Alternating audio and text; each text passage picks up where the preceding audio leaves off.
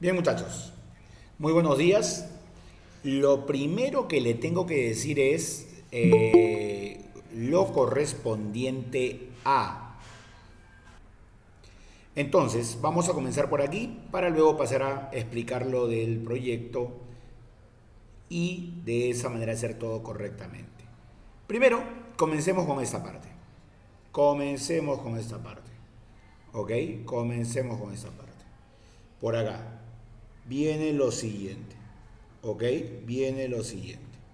Dice acá, explica en qué consisten los obrajes. Los obrajes, ¿qué cosa es eso, profesor? ¿Ya? Son, a ver un ratito, son centros textiles del virreinato. Eso es un obraje. Ok, luego aquí me dice en qué consistió la Armada del Sur. Es el conjunto de barcos que recorren, ¿ya? Que recorren el llamado Océano Pacífico, ¿ya? Océano Pacífico, ¿ya? Con intenciones comerciales entre Callao y Panamá, ¿ya? Entre Callao y Panamá, ¿ya? Principalmente, claro está, ¿no? Eso es, por si acaso. ¿Ya? No te vayas a olvidar eso. ¿Qué más? A ver, vamos a colocar esto un poquito más arriba. Ahí está. Listo. Y acá, ¿qué es la Real Hacienda? La Real Hacienda es como el Ministerio de Economía. Es la, ¿ya? Es la institución encargada, ¿ya? Encargada de manejar la economía colonial. Ya está. La economía colonial. La economía virreinal. Eso es, por si acaso. ¿Está bien? Ahora, los puertos comerciales, ya hay un mapa en la parte superior. Y además, te he mencionado qué cosa. Te he mencionado que. Te he mencionado que, ya, encargada del manejo económico, ¿ok? Del virreinato, de la economía colonial. Pero ese es a nivel local, pues, a nivel local. Siguiendo con el punto, tenemos acá la casa de contratación. La casa de contratación. ¿Qué cosa es eso? Es, ¿no? Es, por ejemplo, institución, ¿ya? Institución económica ubicada en España. Esa está en España, allá, en la metrópoli, que organiza, ¿qué cosa? El sistema de flotas y galeones.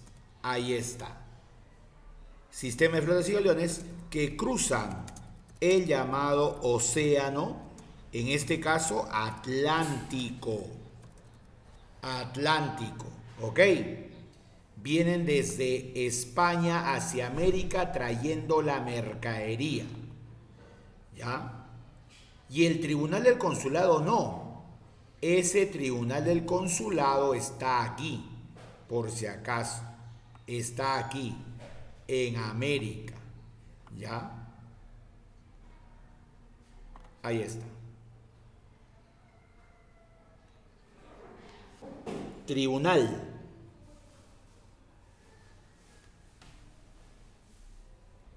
Repito, Tribunal del Consulado, institución, ¿ok?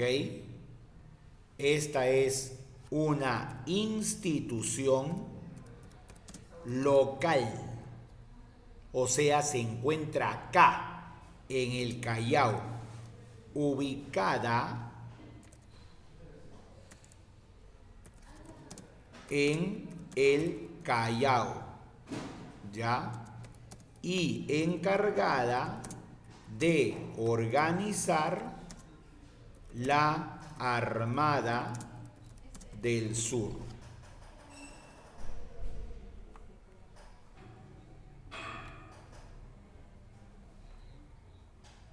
Repito para los que no escucharon, repito si es que está de repente ahí escuchándome. Es la institución encargada de organizar la Armada del Sur. Ya está, entonces, Tribunal del Consulado, institución que se encuentra en el Callao y que organiza la Armada del Sur, que son los barcos que van del Callao a Panamá.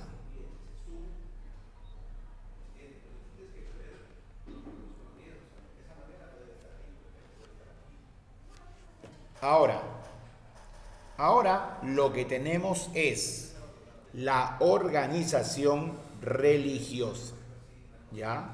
La organización religiosa, ¿ya? Ya hemos hecho la sociedad política,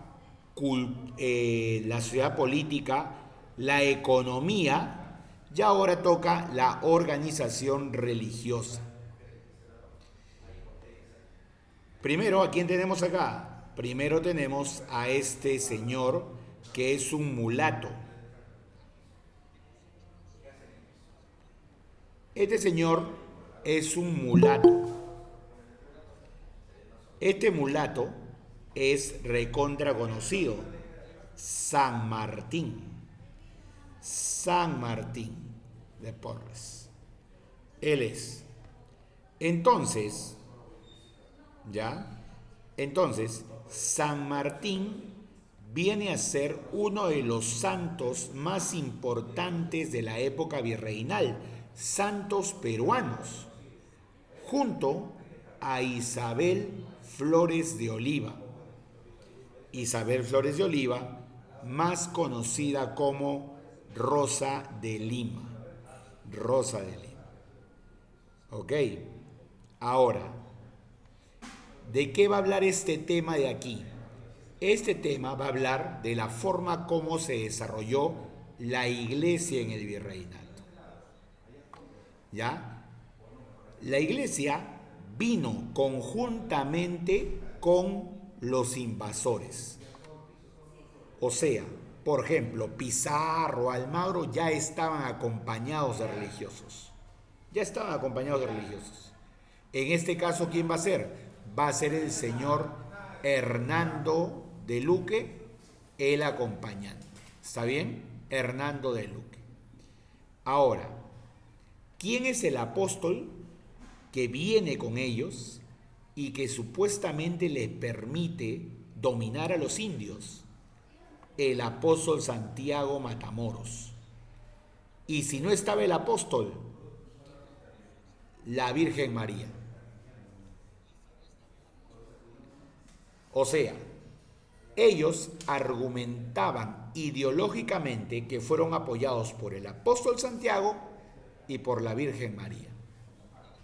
Continuando, vamos a tener lo siguiente. Llegaron los españoles, lo fundamentaron ideológicamente con el apóstol Santiago y la Virgen María. ¿Ya?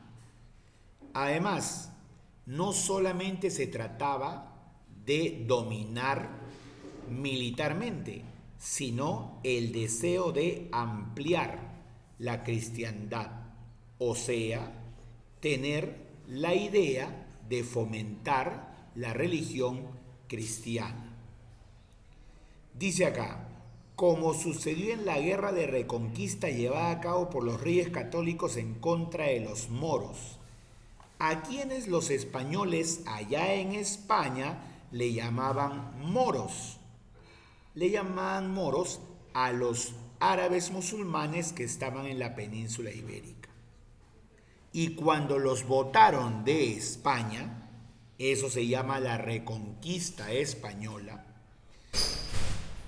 ellos crearon esa famosa frase que hasta ahora conocemos: ya no hay moros en la costa, ya no hay moros en la costa. Esa palabra viene de allá de España. Ok, ya no hay moros, porque moros así le llamaban a esos musulmanes. Ahora, ¿qué más? Ellos hablaban de un cristianismo militar. ¿Ok? O sea, aparte de ser creyentes, ellos justificaban su creencia militarmente. Tanto así que podrían denominarse o autodenominarse soldados de Cristo. El cristianismo militar hace que estos hombres desarrollen sus acciones en nombre de Dios. Y de esa forma creen que con eso lograrán la salvación. ¿Ok? Lograrán la salvación. Lograrán la salvación. Listo. Ahora, ¿qué más? Dice, ¿ya?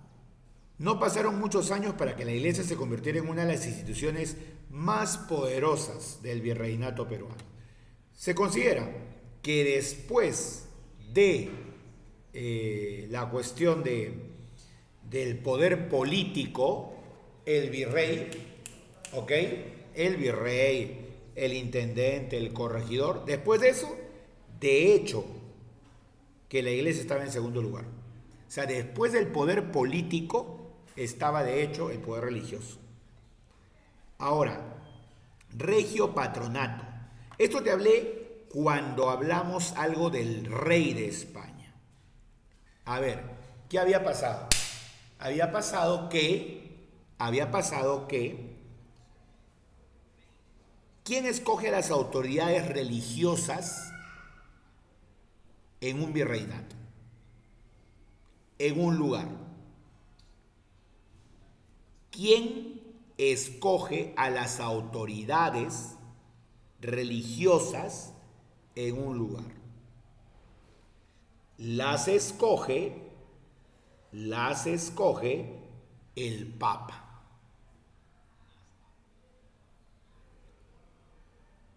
Pero en este caso, el regio patronato, ¿qué cosa es? Mira, le concedía a la Iglesia, a la monarquía española, la suprema tutela sobre los nombramientos eclesiásticos. O sea, si yo voy a ser autoridad religiosa, entonces el que me va a escoger es el rey, la monarquía, ya no el papa.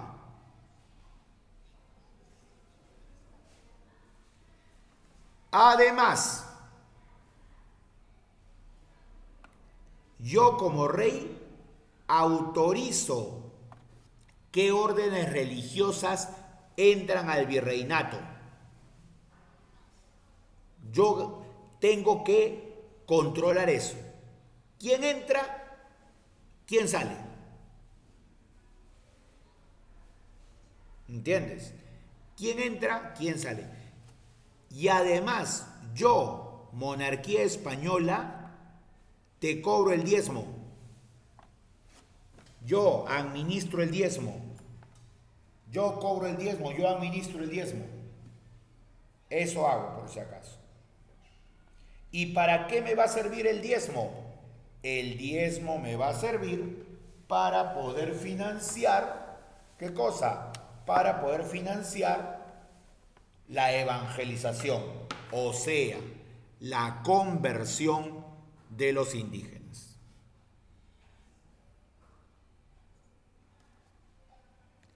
Ahora, ahora. Entonces, repitiendo, el regio patronato me permite a mí como rey, ¿qué cosa? Uno, nombro a las autoridades religiosas, eclesiásticas. Dos, digo qué órdenes religiosas llegan. Tres, cobro el diezmo a nombre de la iglesia. Y con eso financio la evangelización. Listo. ¿Qué más?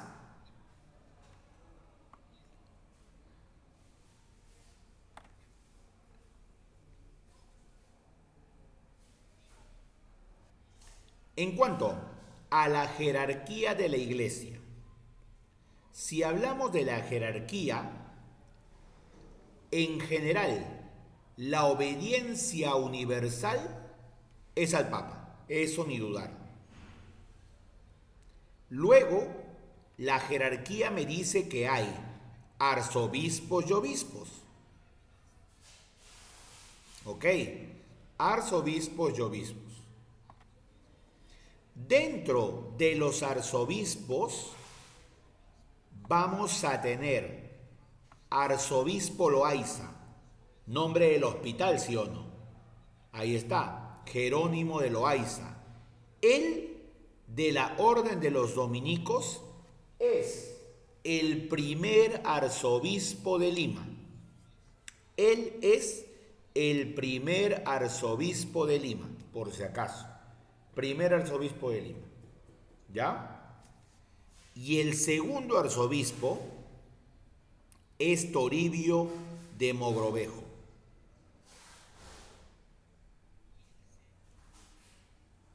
Y el segundo es Toribio de Mogrovejo. Toribio de Mogrovejo, él es considerado el verdadero organizador del virreinato. El verdadero organizador del virreinato. ¿Está bien?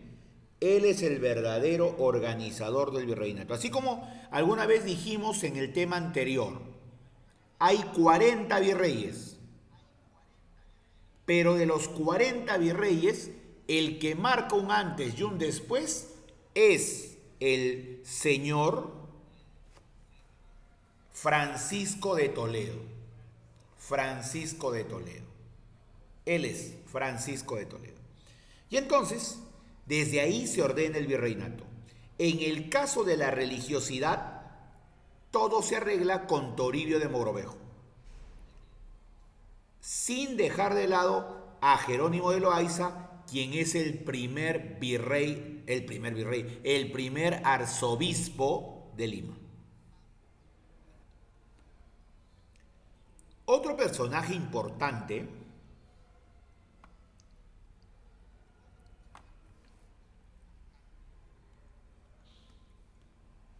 es Bartolomé Lobo Guerrero.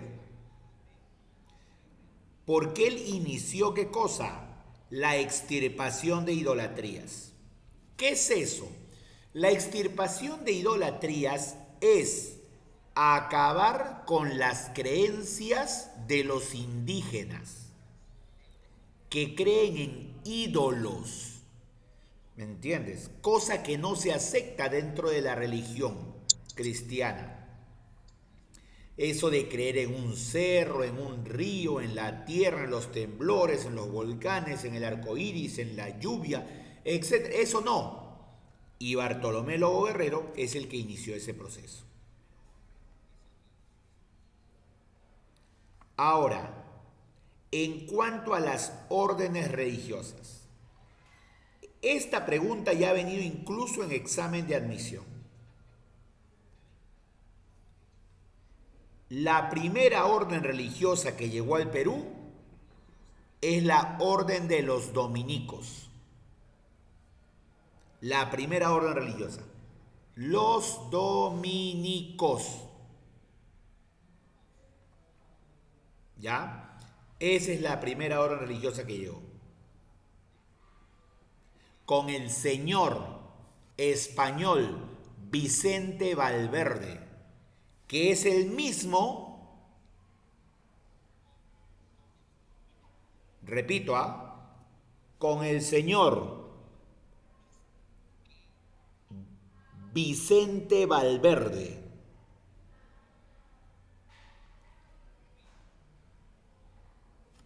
atrás, y que pertenecía a la orden de los dominicos.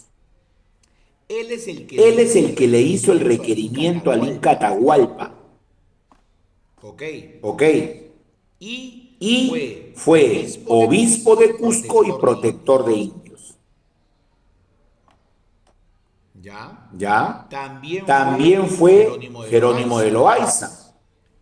Y también Gaspar de Carvajal, que descubrió el Amazonas junto a Orellana. Pero lo que hemos resaltado es lo más importante en cuanto a los arzobispos. Recuerda, el primero, Jerónimo de Loaiza, arzobispo. Si hablamos de religioso, ¿y qué orden religiosa? Religioso, Vicente Valverde. Orden religiosa, los dominicos.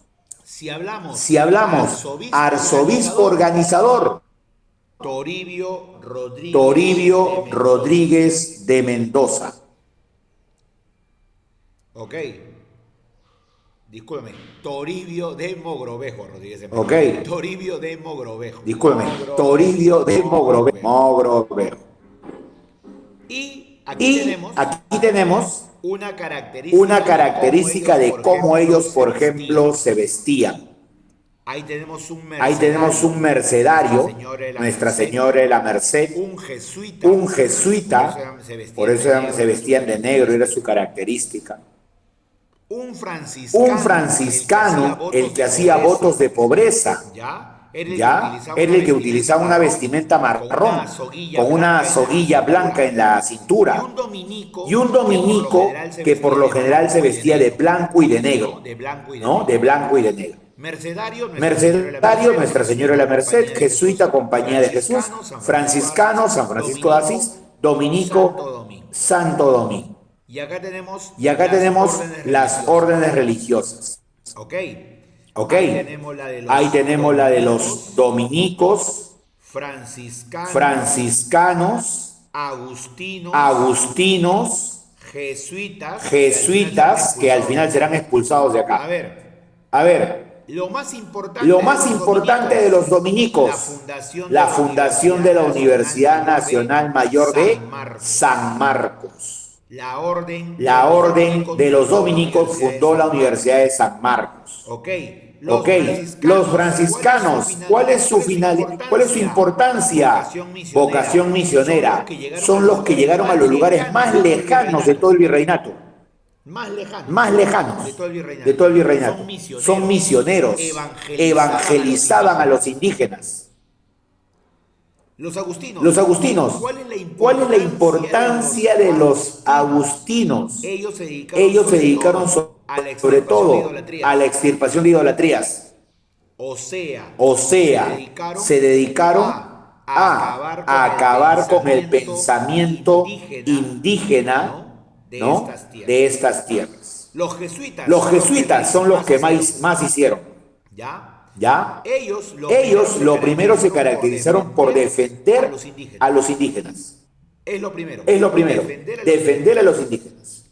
Ellos estudiaron el quechua y el aymara para entender mejor la idiosincrasia de la gente de acá. Incluso sacaron ¿qué cosa? Sacaron un diccionario quechua y un diccionario aymara, vocabulario aymara.